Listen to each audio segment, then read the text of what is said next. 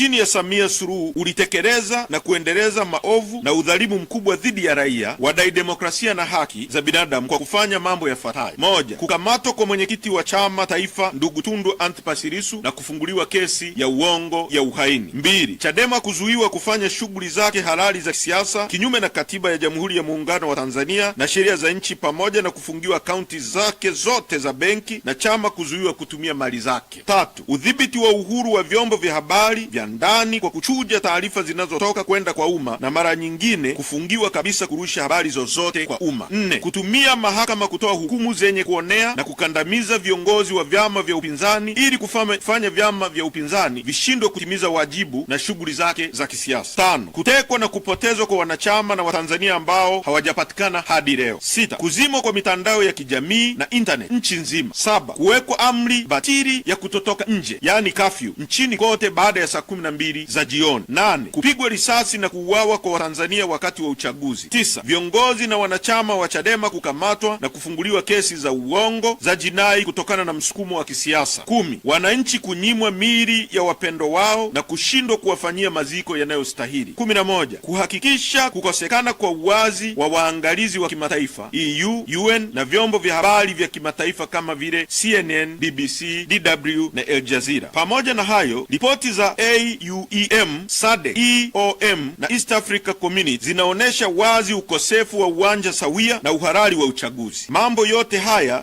yaliainishwa hapo juu yanaimarisha msimamo wa Chadema kuendelea kudai mabadiliko makubwa ya kikatiba, kisheria na kitaasisi ili hatimaye Tanzania iweze kuendesha shughuli zilizo huru, chaguzi zilizo huru, za haki na zinazoaminika mbele ya macho ya Watanzania na jumuiya za kimataifa kwa ujumla.